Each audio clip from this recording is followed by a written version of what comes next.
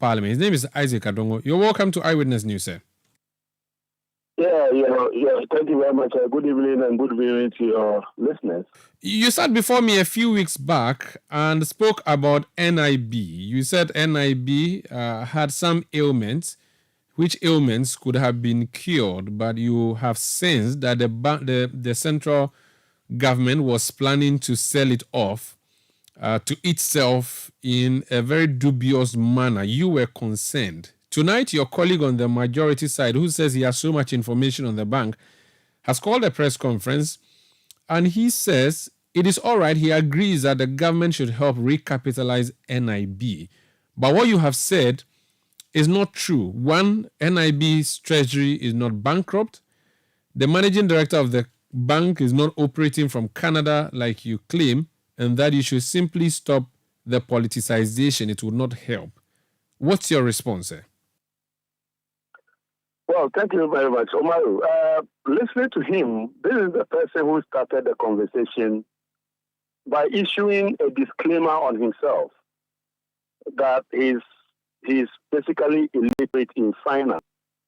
So ordinary, but for your conversation, I will even pay attention to whatever he says next, because he will basically add nothing to the conversation. We want people who believe that they understand the issues, they have command over the issues, and they have something to offer on the table. We provided very concrete solutions to NIB. Throughout his conversation, he did not provide one solution. So between us, who is politicizing? But by the way, is Annoh Dompreh now the chief whip of the Ghana's public service? The last time I checked, he was the chief whip of a political institution holding a political press conference, and he's complaining about politicization. But Omaru, what are the issues?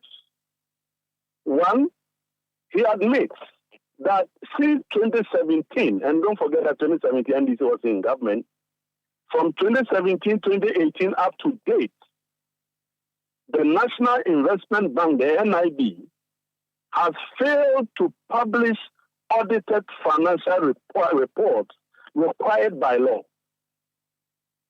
The NIB is required by law by the Bank of Ghana to publish its reports on the 15th of every month. So start thinking about 15th of every month from 2017, and you can understand the months of breach. It is supposed to publish by every quarter its financial statements. It is supposed to publish in national papers of national circulation by the 31st of March of every year.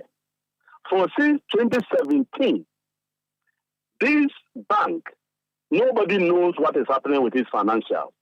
And that is the biggest red flag, that anybody with the slightest knowledge of finance would be worried. And I, if I was the MD of National Investment Bank, I would shut up that since 2017, I have run a bank in which I am not able to agree with my auditors.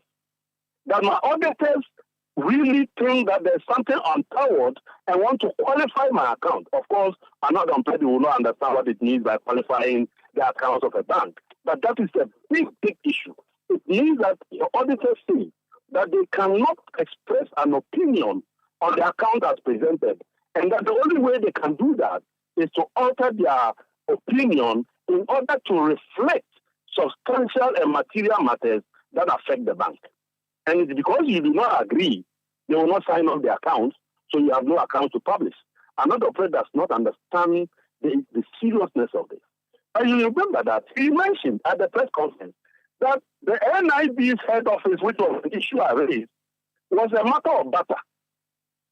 Omaru, the last time you checked, was NIB selling nuts? Was the NIB selling bags of beans or tomatoes or pepper? So how can NIB be engaged in butter for its head office? The future is very pregnant. But we'll get to the bottom of that butter arrangement. But suffice it to say that Annoh Dompreh was comfortable to mention butter in relation to a bank for his head office. And he finished and went and slept and said that he has done a good job. But let me ask you about Rusanda. Did we say at any point in time that the treasury of NIB is bankrupt? What we did say is that the NIB has outsourced its treasury function to a brokerage firm in which they share profits, 60% to the brokerage firm and 40% to NIB. When NIB has a full-fledged treasury department headed by a general manager, does that sound like somebody saying that the treasury is bankrupt? And of course, Annoh Dompreh said it from the beginning, that he does not understand what we are discussing. And yet, this is the level that the majority, their knowledge and expertise in finance. Where is my venerable, respected brother of the chairman of the finance committee? I would have been very happy to this matter. This is not easy matter. This is a technical financial subject. And we should be allowing people, we shouldn't be allowing people who just come and speak English to be discussing technical matters that are beyond them. Umaru, this is the managing director, if you have ever heard it anywhere in Ghana, where a managing director personally summarily dismisses a permanent staff. You are a temporary staff, a contract staff, and you personally summarily dismiss a permanent staff and sign the letter of dismissal. Why are you not the HR director? Where is the HR director? This is the man who is almost 70 years managing an institution that requires intensive care.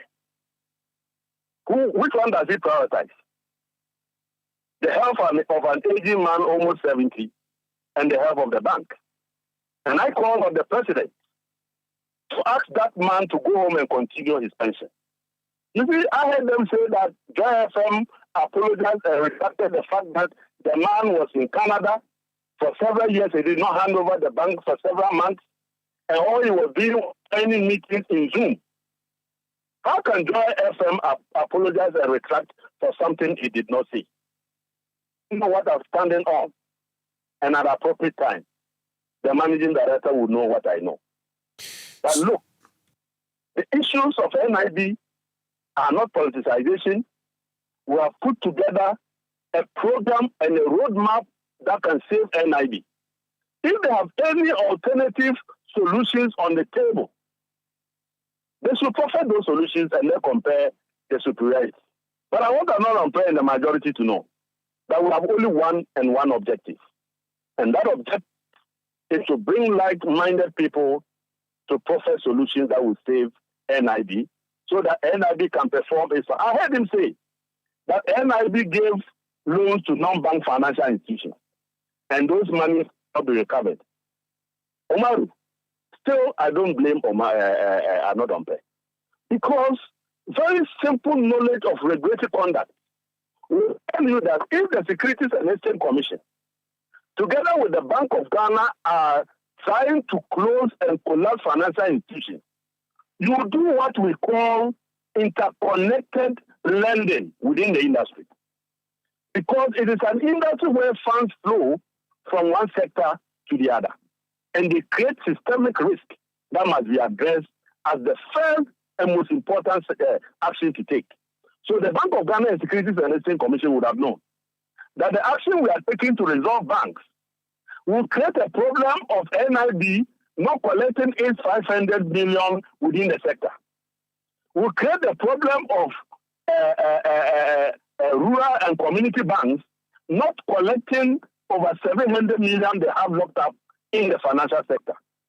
That the actions we're taking will lead to a situation where finance houses will have a difficulty recovering 1.3 billion. And that we must do this interconnectedness in order to understand the extent of risk that will feed into the entire value chain. So you ignorantly, so empty, went ahead and took an action without doing an interconnected assessment of how the industry players owe each other and ended up locking up funds of 500 million of NIB. Is that their understanding of how you conduct regulatory cleanup?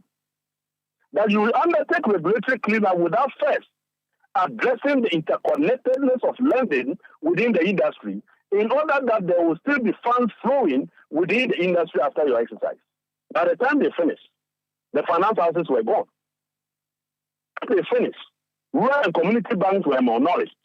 By the time they finished, savings and loans struggling. And you are not on prayer, you are saying what? Please, if you need some education, please let's give you some education. Okay. It is obvious give me some education. And I wish I will not be surprised. You see, the job that Annoh Dompreh has taken off is too big for him. And I want to advise him, he should send a very big invoice to NIB managing director for this job. Okay, give me some education. This NIB MD you say is operating and living in Canada. What duration are you talking about? Omaru, I said at the right time, the MD will know what I have. No problem. The MD will know, but I want to know because you've used my platform to say I cannot tell you because that man is all over the place threatening everybody. I'm not going to give him a head start.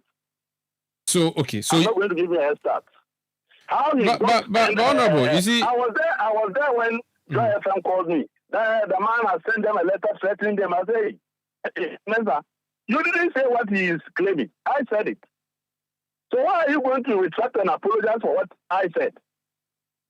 But you can't just say. But you can't make a statement without any. He put it on their management platform, and I'm not surprised that Annoh Dompreh was referring to that. I don't work for Joy FM. I don't dictate. No, I do not want you to discuss. No. Honorable, I'm not discussing how Joy decides to handle that. I'm asking you, as a member of parliament who is making this claim, you are saying that you have no proof whatsoever to support your claim. It can be described as a spurious claim. That proof is not meant for your consumption. Look, which means.